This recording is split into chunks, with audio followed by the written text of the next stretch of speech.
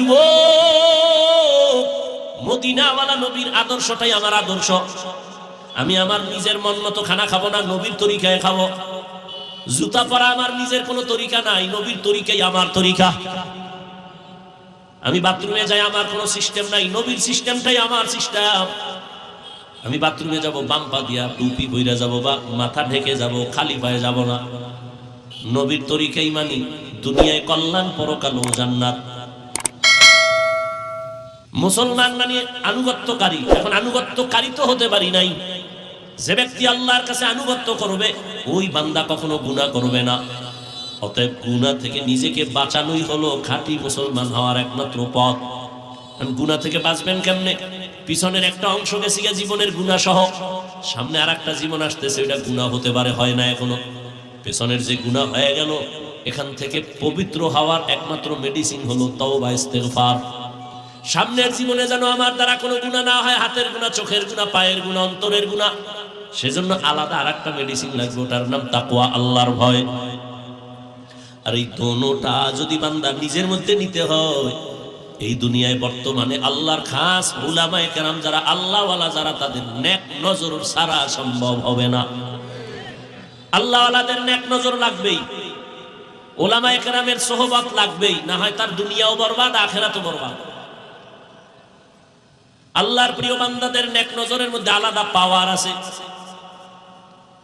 কোরআনের ভাষায় ওই পাওয়ারের নাম ফুরকান, হাদিসের ভাষায় ওই পাওয়ারের নাম হলো ফেরাসাত। সাধারণ মানুষ যা দেখে না, আল্লাহর প্রিয় বান্দারা অনেক কিছু দেখেন, আল্লাহর দেওয়া নূরের আলো দিয়ে দেখেন। ওই পাওয়ারের নাম ফুরকান, কোরআনের ভাষায়, হাদিসের ভাষায় ফেরাসাত। ওমরে ফারুক খুতবা পড়তেছেন, হঠাৎ একটা অপ্রাসঙ্গিক আওয়াজ দিলেন, খুতবার সাথে সংযোগ না, আলাদা একটা আওয়াজ দিলেন। কি? এক ব্যক্তিরে ডাক দিলেন, ইয়া সারিয়াতাল জাবাল। একবার না, তিনবার, ইয়া সারিয়াতাল জাবাল, খুব জোরে, ইয়া সারিয়াতাল জাবাল। এই সারিয়া, পাহাড় পাহাড় পাহাড়। ওমর যেখানে আওয়াজ দিছেন, সারিয়া কোথায়? কয় ওমর যেখানে আছেন ওখান থেকে 2000 কিলোমিটার দূর ইরানের ভেতরে সারিয়া যুদ্ধ করে। 2000 কিলোমিটার দূরে খুতবার মধ্যে ওমর কয় সারিয়া, পাহাড়। সারিয়ারে জিজ্ঞাসা করা হলো, ওমরের আওয়াজ শুনছিলা? কাছে বৈশা যেভাবে শোনা যায় ওইভাবেই শুনছি। ও যুবক বাবারা, অনুরোধ, 5 বেলার নামাজ পড়ো, মোবাইলের গুনাহ থেকে নিজেরা বাঁচাও। না হয় চরিত্র না থাকলে জীবনে কোনোদিন তুমি কোথাও সম্মানের চেয়ারে দাঁড়াতে পারবা না, সবাই ধিক্কার দিয়া তাড়ায় দিবে।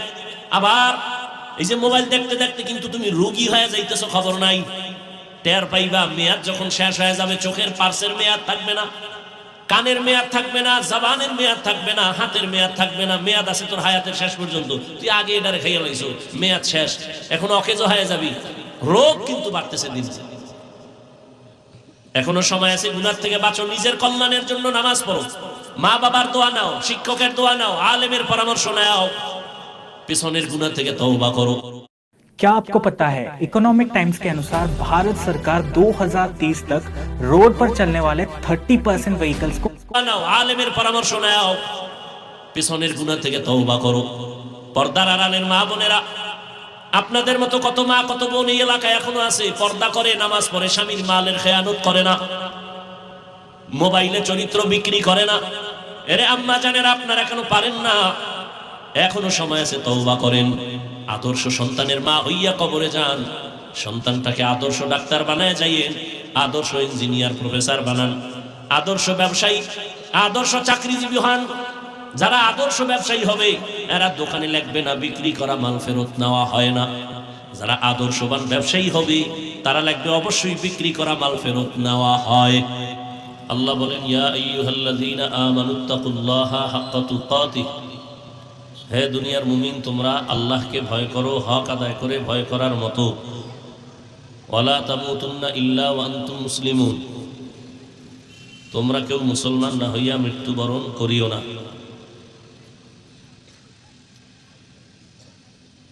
নবীজি বলেন, আলা কুল্লুকুম রাঈন ওয়া কুল্লুকুম মাসউলুন আন রাইয়াতিহি। সাবধান হে উম্মত, তোমরা প্রত্যেকেই দায়িত্বশীল, আল্লাহর দরবারে দায়িত্বের কারণে জবাবদিহিতার কাঠগড়ায় প্রত্যেককেই দাঁড়াতে হবে। নবীজি হাদিস শুনাইছেন,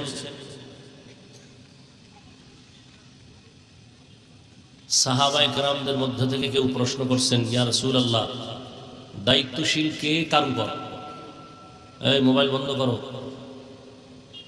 নবীজি বললেন, যার অধীনে যারা থাকে, ওই অধীনের গার্ডিয়ান যারা হবে অধীনস্থদের জন্য, তিনি হবে দায়িত্বশীল।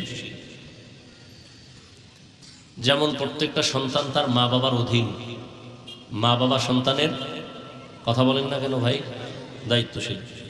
স্ত্রী স্বামীর অধীন, প্রত্যেক স্বামী স্ত্রীর জন্য দায়িত্বশীল। প্রত্যেক ছাত্র শিক্ষকের অধীন, প্রত্যেক শিক্ষক ছাত্রের জন্য দায়িত্বশীল।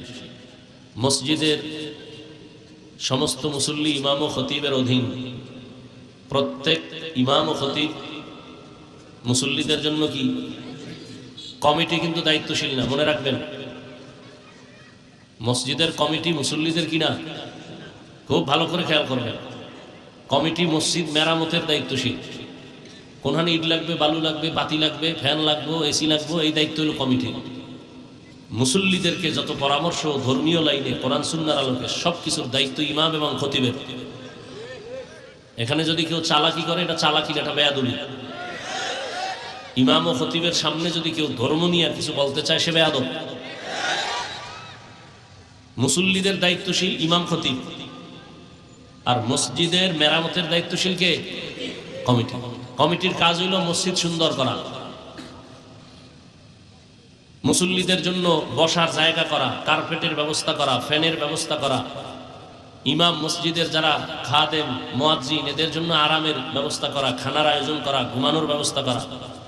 আর ইমাম খতিবদের দায়িত্ব হলো মুসল্লিদের আমল সুন্দর করা, ইমান সুন্দর করা। কথা বুঝাইতে পারছি? কারণ এটা উল্টো হয়ে যাইতেছে। কমিটি মনে করে ইমামও আমাকে অধীন, ইমামেরও আমরা চালাবো। এই কারণে মসজিদের ইমাম খতিবের বয়ানে বহু মানুষ হেদায়াত পায়, কমিটির অধিকাংশরা হেদায়াত পায় না।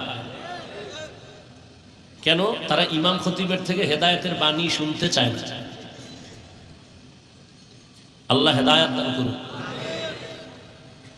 একটা ওয়ার্ডের মেম্বার ওয়ার্ডের মানুষের দায়িত্বশীল, চেয়ারম্যান ইউনিয়নবাসীর দায়িত্বশীল, সরকার গোটা দেশবাসীর দায়িত্বশীল, আর ওলামায়ে আহলে হক গোটা উম্মতে মুহাম্মদীর দায়িত্বশীল। আর একজন সাহাবী নবীকে বললেন, ইয়া রাসূলুল্লাহ, আমার তো অধীনে কেউ নেই, আমি একা, আমার কি দায়িত্ব? নবীজি বললেন, আপনি আপনার অঙ্গ প্রত্যঙ্গের দায়িত্বশীল। আল্লাহ দুটো হাত দিয়েছেন, দুটো পা দিয়েছেন, দুটো চোখ দিয়েছেন, দুটো কান দিয়েছেন। আল্লাহ এগুলি অনর্থক দেন না, এটির পিছনে বানানোর ডিউটি আছে। প্রত্যেকের ডিউটি আলাদা, হাতের ডিউটি, চোখের ডিউটি, কানের ডিউটি, এগুলো ঠিক মতো। অন্তরেরও ডিউটি আছে। অন্তর তো দেখা যায় না, অন্তরেরও কি আছে? ডিউটি আছে। এই ডিউটি পালন না করলে অন্তরেরও বিচার হবে, কানের ডিউটি পালন না হলে কানের বিচার হবে। ইন্নাস সামআ ওয়াল বাসারা ওয়াল ফুআদ কুল্লু উলাইকা কানা আনহু মাসউলা। চোখের বিচার, কানের বিচার, সব অঙ্গ প্রত্যঙ্গের বিচার হবে। নবী বললেন, তোমার অঙ্গ প্রত্যঙ্গের তুমি দায়িত্বশীল। হাত যেই কাজের জন্য দিলাম, ওই কাজে হাত ব্যবহার করছো কিনা হিসাব দিতে হবে। চোখ যে কাজের জন্য দিলাম, ব্যবহার হইল কিনা জবাব দিতে হবে। কিয়ামতের দিন আল্লাহ পাক হিসাব নেবেন। সুম্মা লাতুসআলুন্না ইয়াউমাইযিন আনিন নাঈম। সব নিয়ামত। বান্দা, তোমার হাত অঙ্গ প্রত্যঙ্গের দায়িত্ব তুমি পালন করছো নি? অনেক গুনাহগারেরা আযাবের ভয়। অনুগ্ৰহ কৰি মন কৰিব, ভাৰতৰ খাদ্যৰ ট্ৰেইনখন পৌৰিং ষ্টেচনত ৰৈ আছে। কুৰকুৰে কুৰকুৰে কুৰকুৰে মচমচে চটপটা চটপটা চটপটা বাহ বাহ। দেশৰ খাদ্যৰ নতুন সোৱাদ ঐ। মিথ্যার আশ্রয় নিয়ে বলবে হ্যাঁ করেছি, অথচ করে নাই। তখন আমার আল্লাহ জবানকে বন্ধ করে দিয়া আল্লাহ হাতকে বলবে কথা বলো। হাতকে বলবে এই কথা বলো, তোমার দায়িত্ব যথাযথ পালন হইল কিনা বলো। اليوم نختم على أفواههم وتكلمنا أيديهم وتشهد أرجلهم بما كانوا يكسبون دستگوید منچونی دزدیدہ آم لپگوید منچونی بوسیدہ آم چشمگوید چیدہ ام غمزہ حرام گوشگوید چیدہ ام سمر الکلام আপনার আমার হাত কি কথা বলতে পারে? পারে? কিয়ামতের দিন হাত আল্লাহর সামনে কথা বলবেন। কেমনে বলবেন, কিভাবে বলবেন তা আল্লাহই ভালো জানেন। হাত বলবে, হে মালিক, তুমি যেই কাজের জন্য হাতটা বানাইছো, হাত ওই ডিউটি পালন করার সুযোগ পায় নাই। হাত দিয়া বান্দা মা বাবার খেদমত করবে, হাত দিয়া আলেম ওলামার সহযোগিতা করবে, হাতের দ্বারা মানুষের কল্যাণে কাজ করবে। এই হাতের 5টা আঙ্গুল, আবার এক এক আঙ্গুলের মধ্যে আবার 4টা করে গিরা আছে। কি আছে? নাই? 5 আঙ্গুলে কয়টা? কয়টা? বান্দা তোমার এগুলো অনর্থক আল্লাহ বানায় নাই। 5 বেলার নামাজের পরে সালাম ফিরায় তুমি ডান হাতের এই আঙ্গুলের গিরাগুলো গুনে গুনে 33 বার সুবহানাল্লাহ পড়ো, 33 বার আলহামদুলিল্লাহ পড়ো, 34 বার আল্লাহু আকবার পড়ো। তাহলে আঙ্গুলের এই গিরা অনর্থক না, তাসবিহ।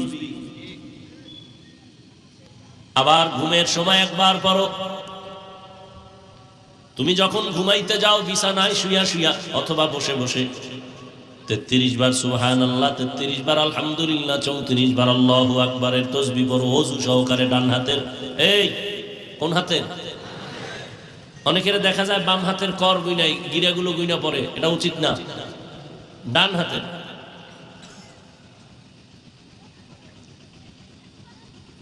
বলে ডান হাত তো মাথায় দিয়ে কি পড়ে আর এই আঙ্গুলে গুনে।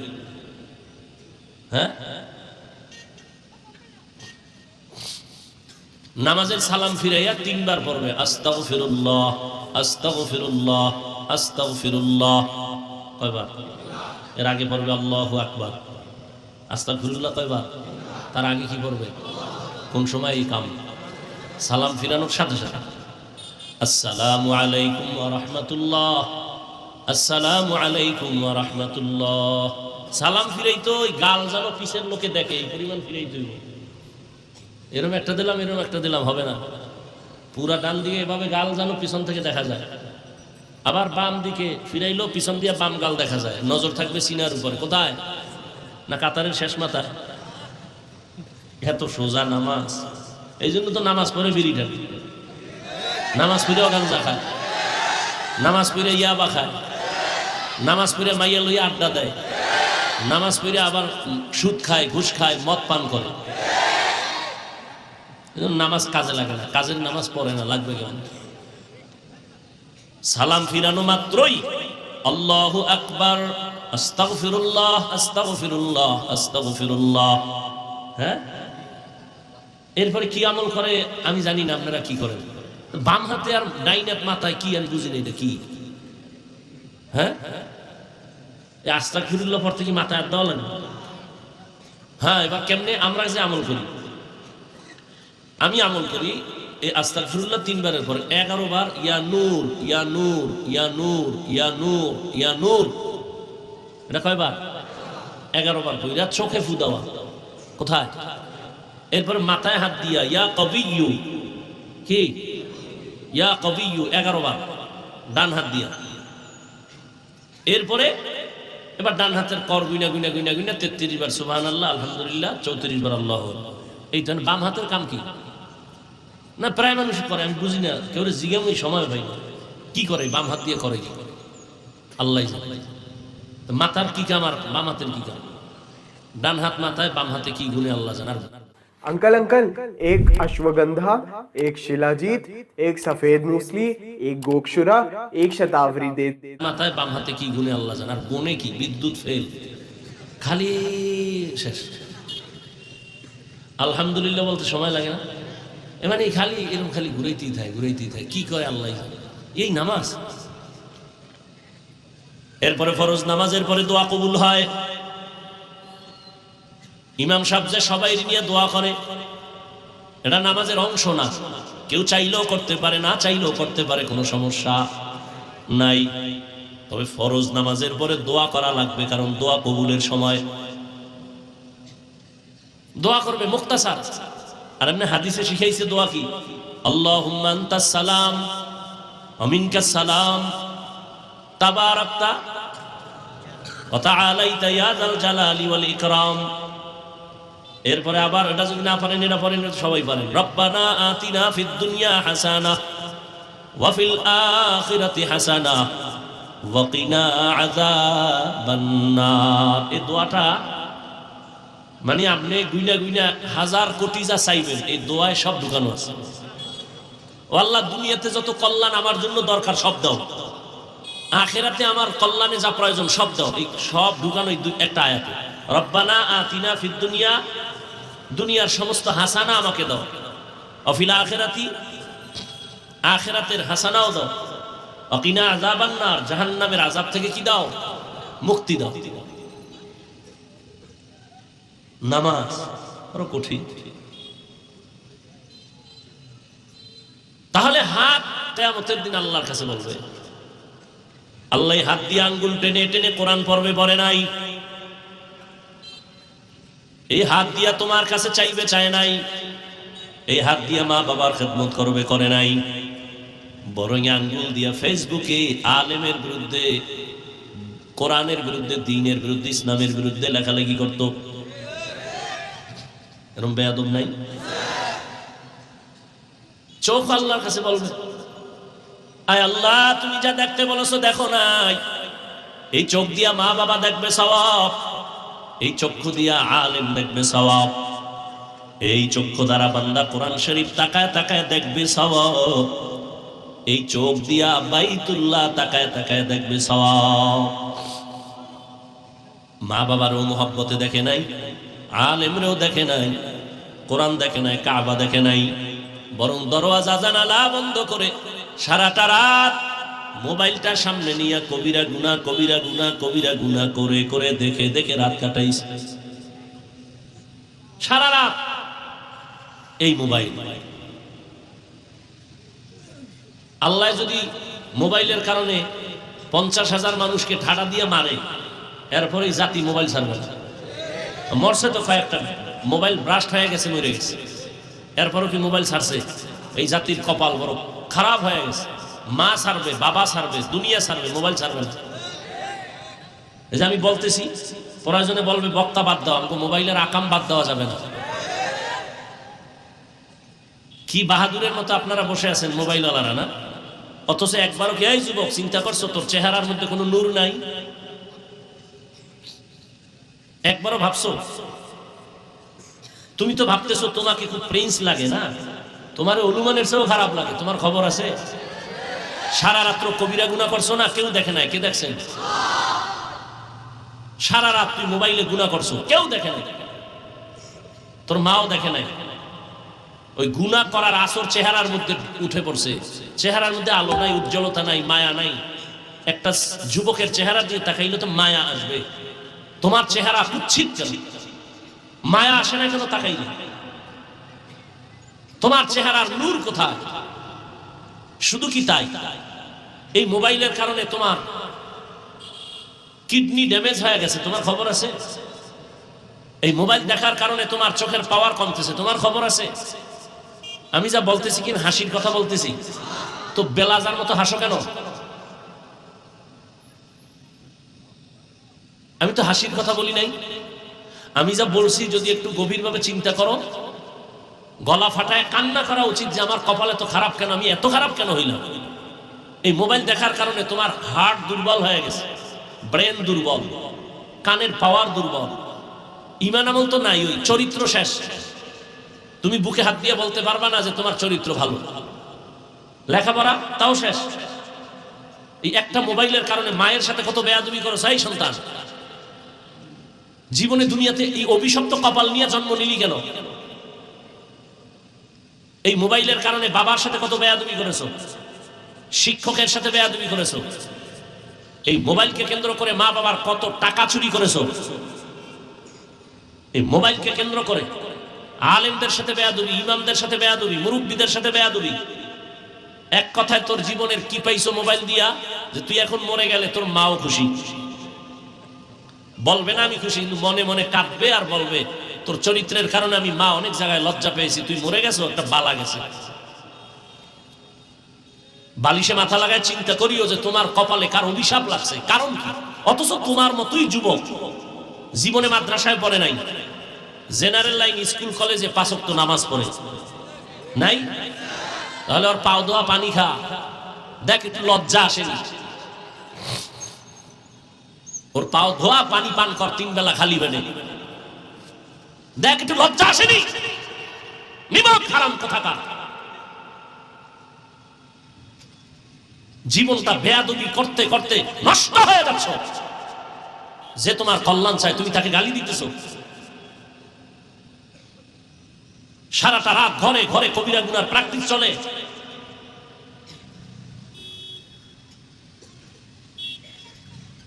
কত প্রাণ চলে গেছে, তাজা তাজা প্রাণ, শুধু এই মোবাইল কেন্দ্র করে।